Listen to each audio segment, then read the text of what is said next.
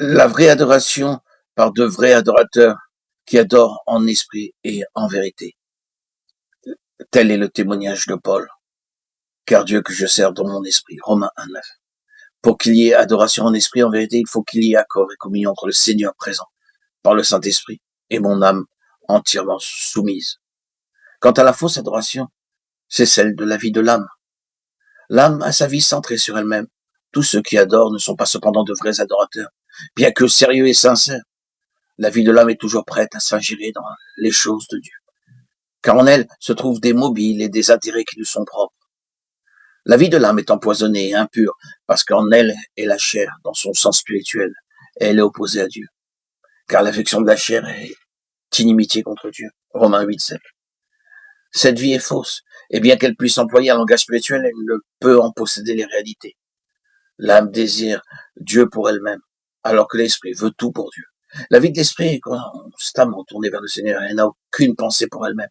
Le sentiment de n'être rien et n'avoir aucune pensée pour soi-même est essentiellement l'œuvre de l'esprit en nous quand la vie naturelle est livrée à la mort et que chaque jour nous marchons et vivons par l'esprit. Adorer en vérité signifie que nous marchons comme Christ a marché et que comme lui, nous faisons la volonté du Père. Christ est la vérité de Dieu, l'homme céleste entièrement de l'esprit. Il a été l'incarnation de ses paroles et le témoin de ce qu'il énonçait. C'est cela l'adoration en vérité, être ce que sont nos paroles. Ainsi, là où le corps se constitue et se forme sous la conduite de l'esprit, nous sommes en présence de la vraie adoration parce que Christ est la tête effective. C'est la première loi par laquelle Dieu obtient sa maison, son habitation, son corps, l'Église, à cause de l'adoration qui lui est rendue. C'est aussi le premier recouvrement de tout ce qu'Adam avait perdu. Nous avons, dans Jean 5, 19, 20, 5, 30, la seconde loi, celle de la dépendance à l'esprit, ou la sujétion, la subordination volontaire à l'esprit. Et ce qui, me semble-t-il, l'exprime mieux encore, c'est l'expression qu'emploie Paul à propos de lui-même, lié par l'esprit. Acte 20, 22. La dépendance implique le gouvernement d'une seule vie. Ceci nous amène à examiner le chapitre 3 de l'Évangile selon Matthieu, concernant le baptême du Seigneur, ainsi que le passage du chapitre 2 de l'Épître de Paul aux Philippiens.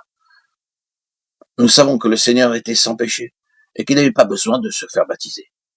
Il est donc important d'en saisir la signification. Le Jourdain typifie le calvaire. Le Seigneur est là dans une double représentation, celle de la vieille création que bientôt va être jugée, c'est le côté de la mort, l'autre celle de la nouvelle création, avec le côté de la résurrection. En sortant des eaux du Jourdain, le Seigneur se présente comme le modèle de cette création qui sera entièrement de l'esprit.